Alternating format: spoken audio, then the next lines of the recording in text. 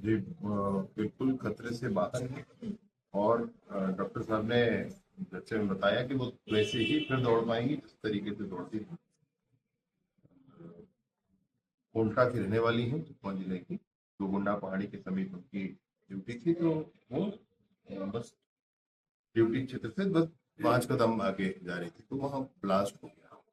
Pressure ID था। ऐसे ही बस्तर के अनेक स्थानों में, कहीं नदी के किनारे, कहीं तालाब के किनारे, कहीं रोड के किनारे नक्सलियों ने आईडी बिछा रखे हैं। और वो कभी भी ब्लास्ट होता है। वो ना जानवर पहचानता है, ना इंसान सामान्य जानवरों को पहचानता है, ना ही सुरक्षा कर्मियों को बख्शता है। ये जो सैनिकों के साथ हुआ है, आर्म फोर्सेस के साथ हुआ है, ऐसा कितने ही सामान्य जनता के साथ हुआ है। जो लोग नक्सलियों का महिमा मंडन करते हैं, उनको इनके बारे में बताना चाहिए। ये क्या है भाई, ऐसा क्यों करते हैं?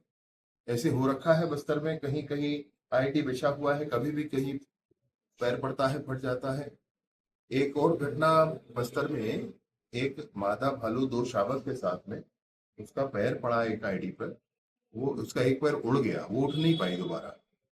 वो आईडी ब्लास्ट से मर गई और उसके 2 शावक भूख से मर गए। ऐसी घटनाएं होती हैं। तो नक्सलियों को महिमा मंडित करने वाले लोगों से मैं पूछना चाहता हूँ कि ऐसे इस तरह की घटनाओं के बारे में वो क्या कहते हैं।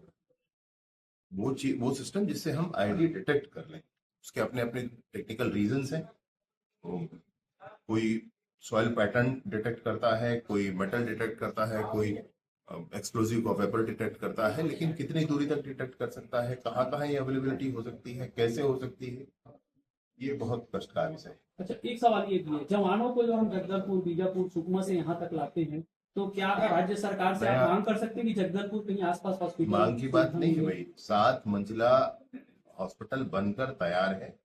अब वो शीघ्र ही, मैं सोचता हूँ कि अगले महीने की 13 तारीख को ये प्रारंभ भी वहां पर हो जाएगा। ये एयरलिफ्ट करके जिस काम के लिए हम यहाँ लाते हैं, इतने काम के लिए रायपुर आने की जरूरत नहीं होगी। किसी विशेष बात के लिए फिर रायपुर आए।